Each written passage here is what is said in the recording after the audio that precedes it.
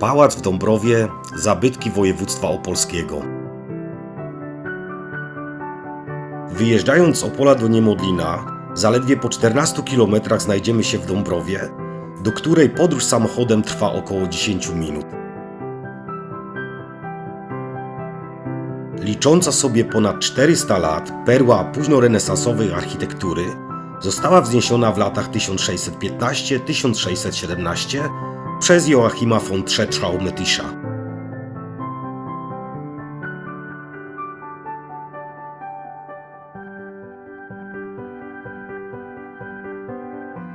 Ród Mettyszów pochodzi z Czech. I spróbujmy sobie teraz wyobrazić, jakimi byli majętnymi ludźmi, ponieważ nie tylko zamek w Dąbrowie był ich własnością, ale również zamek w Łące Prudnickiej, sama wieś Łąka Prudnicka, a także inne miejscowości, w tym Moszczanka, Niemysłowice, Klisino, Ściborzyce Małe, Piorunkowice, Wierzbie oraz część Rudziczki. Nawet miasto Korfantów, a od 1629 roku należały do nich Chmielowice, Żerkowice oraz kolejno Jaryszów. Pałac w Dąbrowie to ponad 3,5 tysiąca m2 powierzchni użytkowej, w tym 1700 m2 to sama zabudowa zamku, w skład której wchodzą 2 sale balowe, kuchnia, jadalnia, 5 komnat, 3 apartamenty oraz 30 pokoi. Warto wspomnieć, że zamek na początku miał 3 skrzydła i był zbudowany z czerwonej cegły, a obramowania narożników i szczyty wykonano z drogiego piaskowca. I w takim właśnie zamku ród Mettyszów żył 125 lat.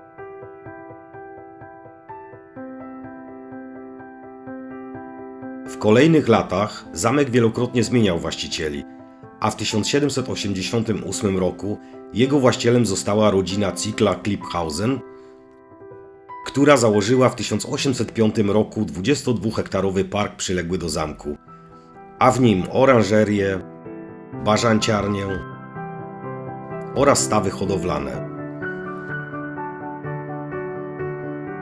A żeby dodatkowo uatrakcyjnić całą posiadłość, hrabia Ludwik, który bardzo często podróżował po świecie, sprowadził do swojego kompleksu pałacowego oryginalne drzewa, krzewy oraz kwiaty. Na dachu możemy zobaczyć wkomponowane w niego facjaty i lukarny, niektóre z charakterystyczną pruską zabudową zdobiącą do dziś zamek.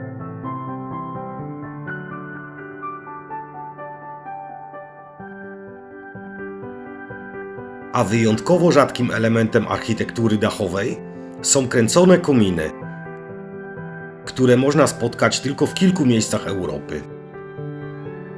Od 1893 roku zamek stał się własnością Hochbergów, dzięki którym nabrał obecnego kształtu. Pałac posiada piękny dziedziniec w zabudowie zamkniętej skrzydłami zamku.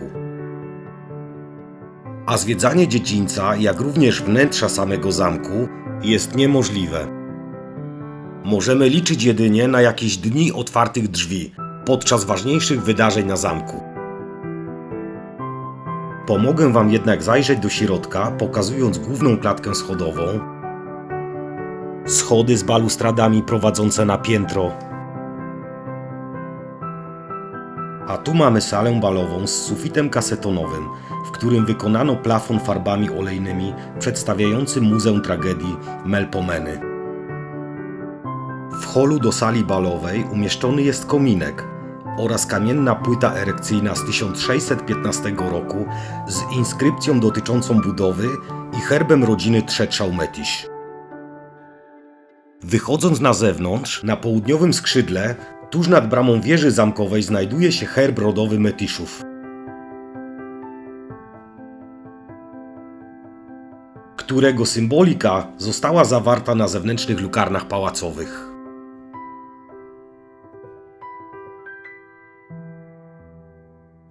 Sztukateria jednej z nich przedstawia lwa kroczącego na 2 łapach stojącego na koronie, a kolejna dwugłowego orła z rozpostartymi skrzydłami. Natomiast na wschodniej ścianie pałacu znajdziemy herb rodziny Hochberg, umiejscowiony nad sklepieniem bramy wjazdowej. Wracając do książąt Hochbergów, trzeba wspomnieć o tym, że mieli oni w posiadaniu zamek Książ oraz zamek w Pszczynie. A pałac w Dąbrowie wzbogacił ich majątek po finalizacji zakupu przez Henryka XI, który docelowo przekazał go swojemu drugiemu synowi Konradowi. Zanim jednak to nastąpiło, zamek został gruntownie przebudowany, zachowując swój styl neorenesansowy. Zyskał czwarte skrzydło z wieżami łączącymi całość, ryzalit okrągły z basztą, narożnik północno-zachodni z okrągłą wieżą, nowe szczyty z pięknymi facjatami. Dobudowano również północny portyk kolumnowy z pięknym tarasem. Powstały też zabudowania folwarczne w kształcie podkowy, a także oficyna i zabudowania gospodarcze. A od frontu stanął mur z piękną bramą wjazdową. W 1908 roku w Dąbrowie pozostała już tylko wdowa po Henryku XI, księżna Matylda. A w 1921 roku majątkiem zarządzał nowy gospodarz, Hermann zu Solms-Baruth, mąż Anny, hrabiny von Hochberg, czyli córki Matyldy i Henryka XI.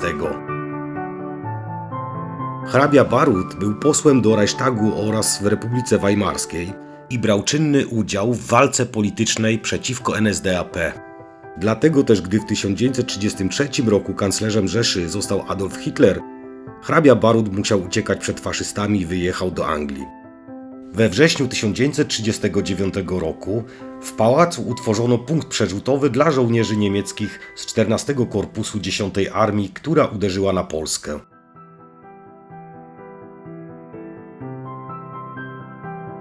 Podczas wojny znajdowała się w pałacu szkoła dla nauczycielek oraz punkt szycia i reparacji mundurów, a w budynkach gospodarczych pracowali przymusowo jugosłowiańscy i radzieccy jeńcy wojenni.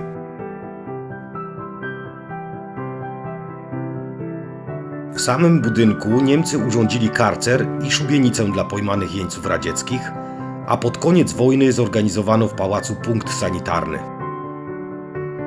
W marcu 1945 roku pałac przejęły wojska radzieckie, które rozkradły co tylko było wartościowe, a po jej wycofaniu kolejnych dewastacji dokonali komunistyczni gospodarze posiadłości oraz rabusie. Dopiero w 1975 roku pałac z parkiem przejęła Wyższa Szkoła Pedagogiczna w Opolu, czyli obecny Uniwersytet Opolski, który początkowo sporo wyremontował w celu adaptacji pałacu na potrzeby uczelni. Jednak remont utkwił bardzo szybko w martwym punkcie i od tamtej pory zamek Metyszów i Hochbergów popada w ruinę.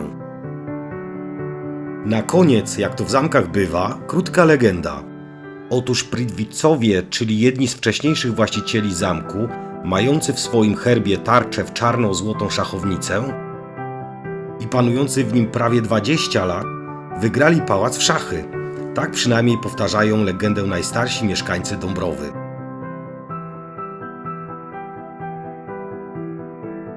Na zakończenie, moi drodzy, odprowadzam was do wyjścia, a jeśli dotrwaliście do końca tej historii, to znaczy, że prawdopodobnie wam się podobało. Jeśli tak, łapka w górę lub subskrybuj. Dziękuję za wspólną podróż.